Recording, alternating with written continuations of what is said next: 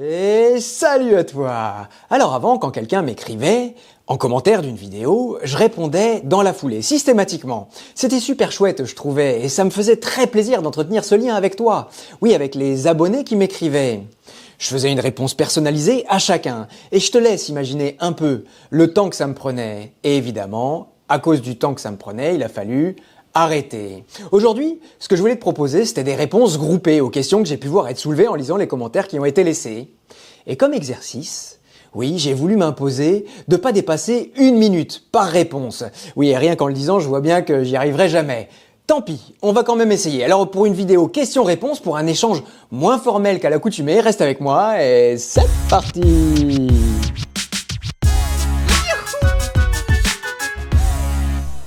Et la première question que les gens me posent beaucoup, c'est quand est-ce qu'il y aura la T4 sur la chaîne? Quand est-ce que je vais enfin faire la review de cette roue-là qui est vraiment très attendue parce que c'était, maintenant on peut le dire en passé parce qu'il y en a d'autres qui ont été annoncés, c'était la première roue 16 pouces suspendue en dessous des 30 kg qui avait été annoncée par Bigodet. Le problème, c'est qu'il y avait eu plein de retard, il y a eu des problèmes comme souvent sur les batchs 1, mais là particulièrement. Et moi, ça m'intéressait pas je l'avais déjà dit sur la chaîne, de faire une review d'une roue dont je savais qu'elle allait de toute façon être dépassée au moment. Donc j'ai attendu. Maïwi, il a fini par m'envoyer la roue que j'ai eu sous les pieds, avec les beaux équipements de Nilonové. Et même celle-là, tu vois, on a attendu une V2 pour que ce soit bien installé. Et celle-là, on sait déjà qu'elle est un peu obsolète déjà. Mais quand même, voilà. Donc je te ferai la présentation de cette roue-là très bientôt. Et j'en dis pas plus pour le moment parce que je viens de la recevoir et à part ce qu'on peut dire de toutes les roues, j'ai envie d'aller un peu plus loin, de faire une vidéo un peu plus poussée. Il y a quelqu'un qui m'a demandé s'il y avait une vraie différence de conduite entre une Sherman et une Bigode, entre une vétéran on va dire et une Bigode. C'est délicat de répondre à cette question, c'est vraiment très personnel, je pense que ça se joue à la marge et qu'il faut quand même être très très renseigné, avoir l'œil très très affûté pour arriver à voir les différences. Ce que je peux dire quand même, c'est que selon moi, l'algorithme vétéran, comme celui de Kingsong, est plus conservateur. C'est-à-dire que quand on va vouloir accélérer, il va délivrer la puissance un peu avec le frein à main, tu vois. Et du coup, au début, mais ça va éviter de couper d'entrée. Il y a plein de vidéos de Bigode où on voit que et il y a aussi beaucoup de pédales dip. Ce qu'on appelle le pédale dip, c'est quand on accélère, les pédales qui commencent à baisser. Ça aussi, ça serait un sujet parfait à aborder dans un épisode de Monsieur X. Mais donc, on voit que tout ça, c'est des partis pris. Le parti pris Kingsong, le parti pris vétéran, c'est que les pédales doivent rester comme ça, en tout cas en mode dur.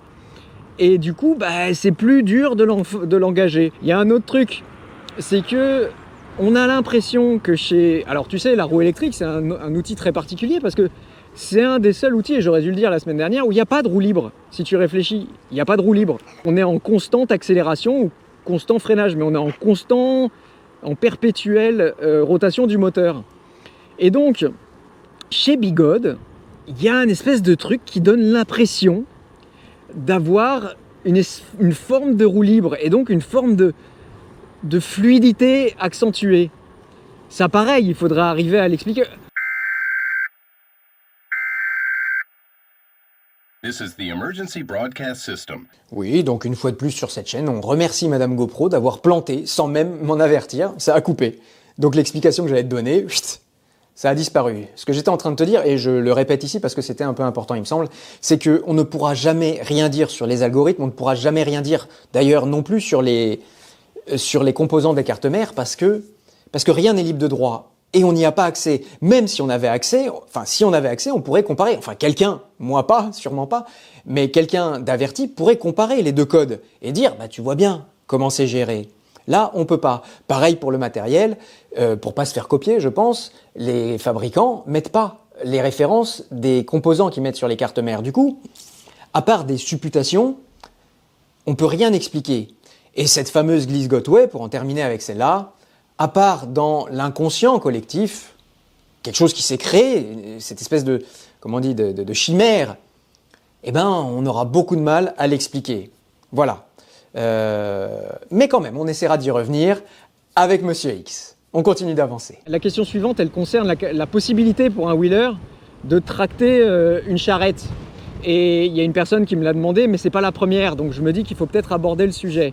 D'ailleurs, c'est un sujet que je veux aborder, mais j'ai pas retrouvé le texte exactement. Donc pour cette réponse-là, je te donne rendez-vous à l'atelier.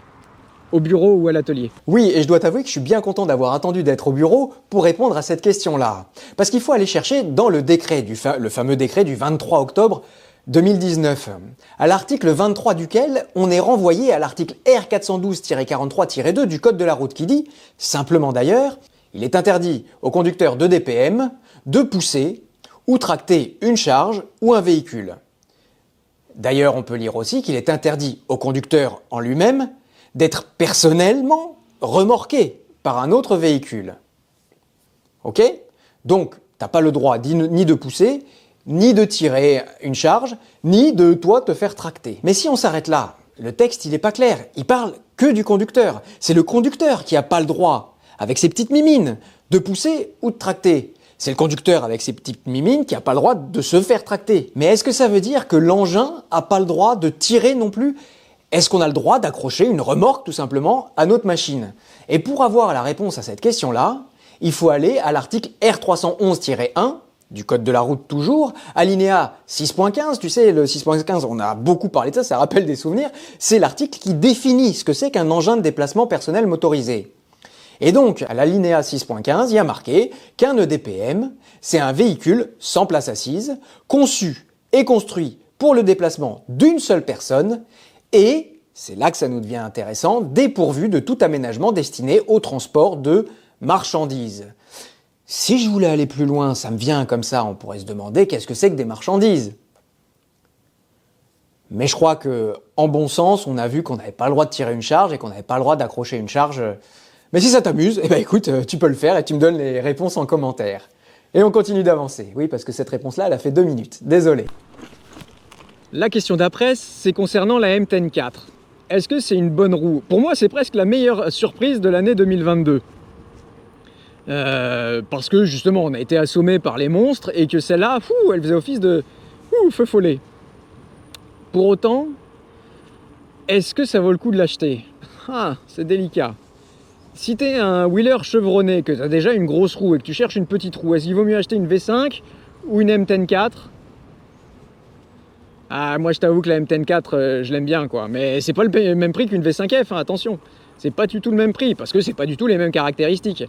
Mais c'est là où on s'aperçoit, et on va en reparler, de la force de Bigod.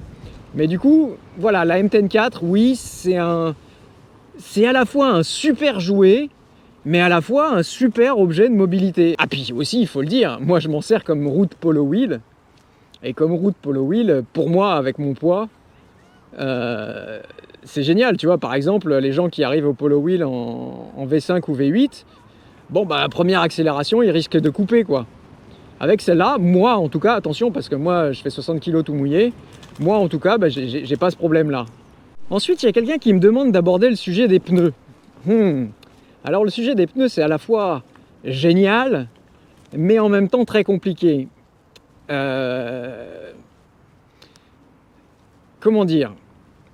Les pneus, ce qui est sûr, c'est que souvent les pneus stock, les pneus qui sont livrés avec les roues, moi je les trouve pas terribles. Et c'est pour ça que je commence très fort à m'y intéresser. Mais il y a tellement d'offres, tellement de possibilités que je sais jamais moi-même sur lequel pour le moment m'arrêter. Et du coup, si moi-même je sais pas quoi penser, je peux pas encore partager. Et puis il y a un truc, c'est que je sais pas, la mode est venue de la Sherman, c'est elle qui a lancé beaucoup de mode ces dernières années, de mettre des gros no-be-tailleurs comme ils disent. Il y en a qui aiment beaucoup, mais moi je trouve que, on n'aurait pas idée d'aller faire une randonnée en ville, d'aller marcher en ville avec des chaussures de randonnée de montagne. Et alors va comprendre pourquoi ils ont choisi de faire ça. Et ce qui est sûr, c'est que oui, moi j'aimerais bien trouver un moyen terme. Pas forcément, mais quand je vois la glisse... j'ai dit 1 minute. J'avais dit 1 minute. Quand je vois la glisse que ça procure d'avoir un pneu ville, un pneu lisse, un pneu 20-80, moi ça me donne envie de les changer. Il y a aussi que pour le moment, changer un pneu sur une roue électrique, tout, faut s'engager. Là, tu vois, par exemple, sur la T4. Sur la T4, regarde ce gros pneu qu'ils ont mis là, avec les gros crampons. C'est bien joli, mais est-ce que vraiment c'est adapté à cette roue-là? Oui et non, et comme je te disais, on va en reparler. Ensuite, il y a une personne qui me parle d'assurance. Alors pareil, l'assurance, c'est pas un sujet qu'on peut traiter à la volée. Et donc nous revoilà au bureau pour pouvoir en parler à tête reposée. La question qui est posée, c'est Wizas a en effet une option jusqu'à 45 km/h. Bon, mais après, il nous est demandé de déclarer et de reconnaître que chaque véhicule est strictement de série courante avec un moteur standard du constructeur et qu'il n'a subi aucune transformation ou modification, notamment en ce qui concerne sa puissance ou sa vitesse. Débridage. Et c'est sur le mot débridage que ça va tiquer. Du coup, l'augmentation de la limite au-delà des 25 n'est pas considérée comme un débridage ou bien juste ils se foutent de nous. Alors, Wizas assure jusqu'à 45 km/h. Bon. Mais si je te donne un exemple, si sur ta Porsche, tu mets le régulateur de vitesse à 180 km/h, t'as pas fait de débridage, t'as pas fait de modification, il n'y a pas eu d'intervention humaine pour débrider cette vitesse-là. Ça a été prévu par le constructeur de façon matérielle et logicielle. Ici, c'est pareil. Wizas te demande de placer ton tiltback sur le logiciel à 45 km/h. C'est tout. Et par contre, ce qu'il faut bien dire, ce qu'il ne faut pas avoir peur de répéter, de re-répéter, de re-répéter, c'est que c'est complètement interdit de rouler jusqu'à 45 km/h. Une roue électrique, un EDPM, ne doit pouvoir, par construction, on va pas revenir sur le par construction, on va pas refaire toutes les vidéos que j'ai déjà faites, mais on va faire un petit rappel condensé. Par construction, ça veut dire que la roue doit être bridée à 25 km/h. Exactement de la même manière, avec le curseur à 25 km/h, le tiltback. Wizas décide de t'assurer jusqu'à 45 km/h, ça pourrait être sur terrain privé par exemple. Sur terrain privé, Wizas ne t'accepte pas au-delà de 45 km/h. Alors que si jamais tu as une roue qui n'est pas... Tu peux rouler à plus que 45 km/h sur un terrain privé avec une roue. Mais tu ne seras pas couvert par Wizas. Est-ce que tu comprends? C'est un peu capillotracté, je comprends. Mais voilà, si je dois résumer, tu mets ton tiltback à 25 km/h et t'es pas embêté. Si tu veux prendre le risque de rouler sur la chaussée à 45 km/h, si tu as un accident, Wizas te couvrira. Si tu te fais arrêter, tu pourras pas dire « mais regardez, mon assurance, elle me couvre jusqu'à 45 km/h ». J'avais dit que je ferais 1 minute et ça fait déjà 2 minutes 55, donc on s'arrête là. Voilà, et donc avec cette réponse-là, tu vois aussi l'importance si jamais il y a des choses pas claires, tu vois l'importance de les mettre en commentaire. Et tu vois aussi l'importance, pour moi, d'avoir des bons partenaires à qui je peux poser la question et avoir des réponses, j'espère, claires. Et en plus, en donnant cette réponse-là de façon publique, bah, ils s'engagent un petit peu, tu vois. Donc c'est quand même intéressant. À noter d'ailleurs pour Wizas que ça fait un bout de temps déjà que je prépare ça avec eux. On a envie de faire une vraie, grosse, longue vidéo, questions-réponses spéciale assurance. Parce que j'ai l'impression que pour beaucoup, l'assurance, c'est quelque chose d'assez compliqué, d'assez opaque plutôt que compliqué. Et du coup, il faut arriver à le dédramatiser. Du coup, bah déjà, tu peux mettre en commentaire tes questions et à terme, je les mettrai de côté et promis, on y répondra le moment venu. La question suivante, elle est relative aux petites roues, aux V5, V8, 16S, jusqu'à 18XL. Est-ce qu'elles sont toujours d'actualité, ces petites roues? Eh ben moi, j'ai envie de dire que oui.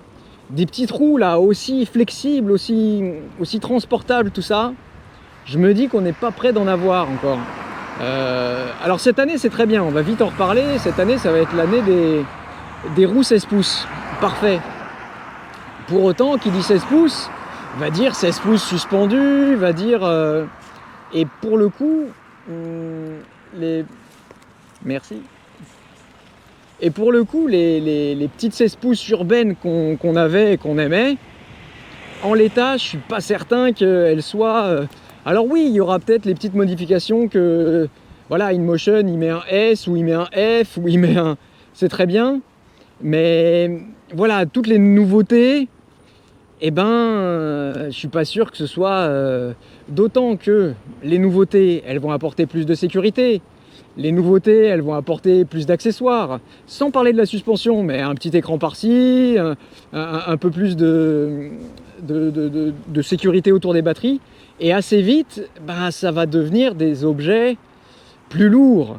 Et une roue à 15-17 kg, je ne sais pas si on est prêt d'en retrouver.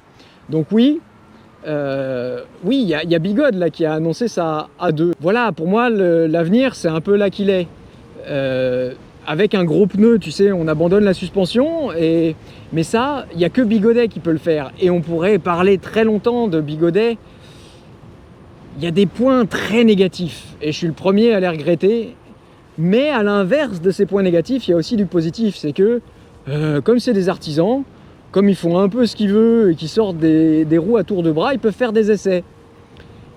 Et grâce à ça, ça fait qu'ils nous sortent une M10 4, qui est, je suis désolé, la seule roue urbaine qui est sortie ces dernières années.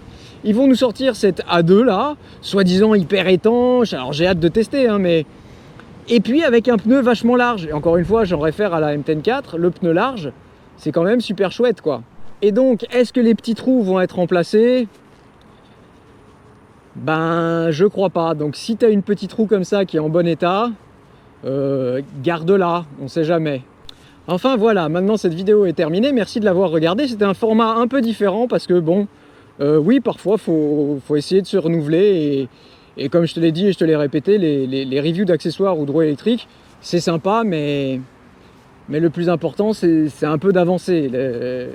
La review de roues électriques, c'est un point de départ, et à partir de là, il y a plein de questions à se poser. Donc voilà, j'ai essayé de répondre aux quelques questions que j'ai trouvées en commentaire. N'hésite pas si tu as une question à me poser, mets bien des points d'interrogation pour être sûr que c'est une question, parce qu'il y a plein de gens qui participent, et d'ailleurs j'ai l'occasion de le voir semaine après semaine quand je lis les commentaires. Il y a des gens qui écrivent plein de choses. Donc, en rapport d'ailleurs avec ce que je disais la semaine dernière, si tu m'écris une chose et que tu te dis... Enfin non, là, ça risque de devenir compliqué, mais oui, n'hésite pas à me dire... rien, dis-moi ce que tu veux. Dis-moi ce que tu veux et moi, je saurai quoi faire après. Voilà, en tout cas, n'hésite pas à t'exprimer. Moi, c'est une source intarissable d'informations, de points de vue. Parce que moi je suis tout seul sur ma roue, alors j'essaye d'avoir un point de vue que je revendique comme le mien, pas du tout comme généralité, et du coup pour moi c'est en effet très intéressant d'avoir des points de vue différents pour pouvoir contrebalancer. Ça me donne aussi beaucoup d'informations sur ce qui se passe dans la communauté. Les roues que tu as, les roues qui marchent, les roues qui plaisent. Alors moi parfois je peux me dire mais comment cette roue là peut fonctionner avec tous les défauts qu'elle a? Eh ben ça marche, c'est à moi de trouver les réponses dans ces cas là. Où est-ce que je vais là? Voilà, c'est sur une jolie barrière qu'on va se quitter. N'hésite pas à me dire si c'est un format qu'il faut abandonner. Enfin, je crois pas, non, même si tu me disais pour le coup que c'est un format abandonné, je pense que c'est un format qui vraiment a sa place. Je te dis, ne serait-ce que... ne serait-ce que pour le faire de façon un peu plus ciblée. Je te rappelle le Q&A, le questions et réponses que je prépare sur l'assurance avec Wizas. Voilà. Je crois que j'en ai terminé. Du coup, tu peux penser à t'abonner, convoi exceptionnel. Voilà. C'est là-dessus qu'on va se quitter. Ou là-dessus peut-être. Non, c'est mieux ça, non?